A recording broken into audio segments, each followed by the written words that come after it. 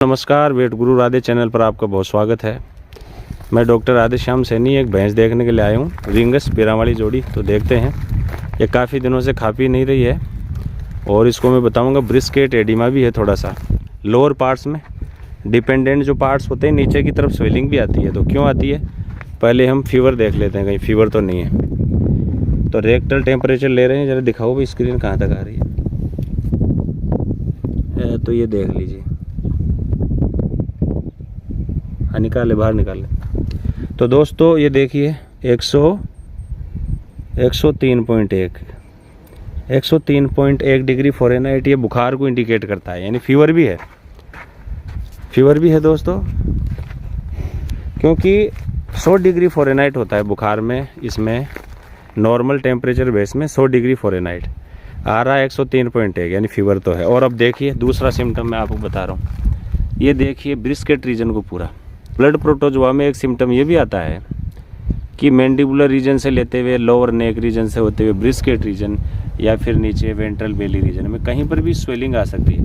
और पैरों के ऊपर ठीक जो विजन खुरी है, ड्यूक्लाज हैं उनके ठीक ऊपर, या जो हूब्स हैं, हूब्स और ड्यूक्लाज के बीच में कहीं भी सूजन आ सकती है। लेकिन इसमें तो नहीं है सूजन, यहाँ है ब्रिस्केट रीजन में। देखिए काफ़ी सूजन है, दैट इज एडिमेटस स्वेलिंग।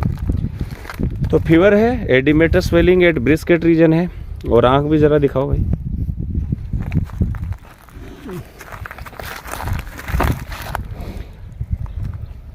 तो दोस्तों देखिए आंख तो ठीक है, लाइट पिंक कलर है, क्योंकि हीमोग्लोबिन और आरबीसीज का लेवल जब तक ठीक रहेगा तब तक वो एनीमिया और जॉन्डिस सिम्टम्स जो हैं, लेकिन फिर भी हमें शक है। तो दोस्तों इसका ब्लड लेकर हम डायग्नोस करेंगे, लेबोरेटरी डायग्नोसिस करेंगे, जिम सा स्टेनिंग करा के ब्लड की आरबीसीज के अंदर देखेंगे क्या होता है। वैसे ये देखिए, ये जो ड्रॉप्स आपको दिख रहे हैं, ये देखिए पसीने की बूंदें नोस्ट्रिल्स पे या मजल रीजन पे, तो ये भी थोड़े स्वस्थ पशु होने का इंडिकेट तो करती है। लेकिन फिर भी दोस्तों फीवर है और ये एडिमा है। और इनको पूछते हैं इनके मालिक को और क्या क्या सिम्टम्स है। जी पिछले कई दिनों से किस तरह से बीमार है, जरा बताना। ये काफी दिनों से फूस वगैरह नहीं खा रही है, ना बांट वगैरह खा रही है, कुछ भी नहीं है। अच्छा, तो पानी वगैरह भी उसने कम वगैरह कर दिया था, फूस वगैरह भी कम कर रखा है। अच्छा। तो इस प्रकार से दोस्तों जो ब्लड प्रोटोजोआ खासकर ट्रिपनोसोमा हो, उसमें इंटरमिटेंट फीवर होता है, चढ़ता उतरता बुखार होता है, एडिमेटस स्वेलिंग होती है खासकर मैंडिबुलर ब्रिस्केट रीजन में, और न्यूरोलॉजिकल सिम्टम्स भी आ सकते हैं दोस्तों। ये देखिए थोड़ा बहुत ये भी इससे प्रकट कर रही है, थोड़ा थोड़ा सिर को दीवार में मारती है, और कोई पास में जाता है तो गर्दन को भी इस तरह से हिलाती है, इधर उधर करती है इस तरह से सिर को। ये न्यूरोलॉजिकल सिम्टम्स भी आते हैं जो ब्लड प्रोटोजोआ में होते हैं दोस्तों। इस पर एनीमिया जॉन्डिस भी होता है जो इसमें नहीं है दोस्तों, ठीक है। तो दोस्तों ब्लड प्रोटोजोआ कौन सा है आखिर पता नहीं चला इसमें, तो हम जिम सा स्टेनिंग करवा के देख लेते हैं, EDTA वायल में सैंपल निकालते हैं और मंथन लेबोरेटरी में करा लेते हैं जांच। तो देखते हैं।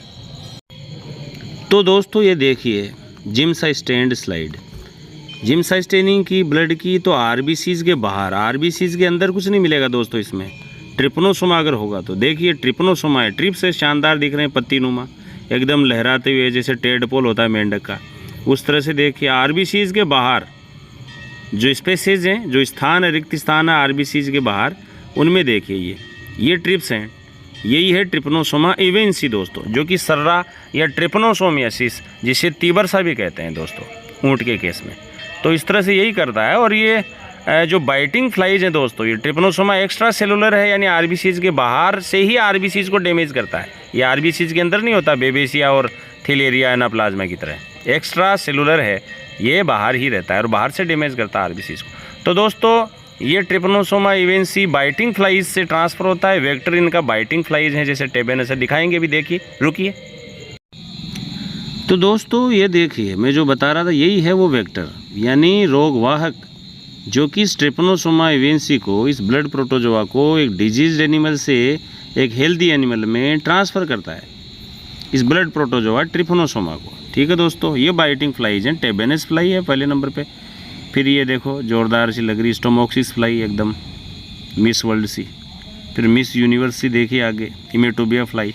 ये तीनों बाइटिंग बटका भरने वाली यानी खाने वाली, बाइट करने वाली फ्लाइज हैं, और ये एक दूसरे पशुओं में फैला देती हैं इस ट्रिपनोसोमा को दोस्तों। तो देखिए, तो ये सिम्टम्स हैं दोस्तों क्लिनिकल साइंस आपके सामने जो कि मैं बार बार बताता हूँ ब्लड प्रोटोजोआ में और ख़ासकर ट्रिपनोसोमियासिस में इंटरमिटेंट फीवर यानी उतरता चढ़ता बुखार। ऐसा नहीं है कि कंटिन्यूस जो बुखार होता है जैसे एनाप्लाज्मा में कांस्टेंट फीवर होता है, यानी लगातार बना रहता है, कभी वो उतरता नहीं है वापस। लेकिन इसमें उतरता है, शाम को उतर गया, सुबह फिर चढ़ गया, फिर शाम को उतर गया। इस तरह से इंटरमिटेंट फेजेस में, अलग अलग फेजेस में बुखार आता है, उसको हम कहते हैं इंटरमिटेंट फीवर। हो सकता है कभी आप नाप रहे हो और उस समय आए नहीं टेम्परेचर थर्मामीटर में, फिर शाम को आ जाए। एडिमेटस स्वेलिंग जो कि इस केस में आई भी है मैंडिबुलर रीजन में, ब्रिस्केट रीजन में, आपको बताया है मैंने। डिपेंडेंट पार्ट्स का मतलब जो नीचे की तरफ की जहाँ वजन आता है बॉडी का। Anaemia, blood loss, jaundice. तो दोस्तों एनीमिया का मतलब होता है ब्लड लॉस हो जाना, क्योंकि बाहर से झटके मार रहा है। ट्रिपनोसोमा एवियंसी आरबीसीज के बाहर, मैंने स्लाइड में भी बताया आपको, बाहर से जोर मार रहा है, धक्का जैसे हथौड़ी से दीवार फोड़ते हैं ना, वैसे ही फोड़ रहा है वो ट्रिपनोसोमा उस आरबीसीज को। तो दोस्तों हीमोग्लोबिन भी कम हो जाएगा और आरबीसीज भी कम हो जाएगा, लॉस होगा, इसी को कहते हैं एनीमिया।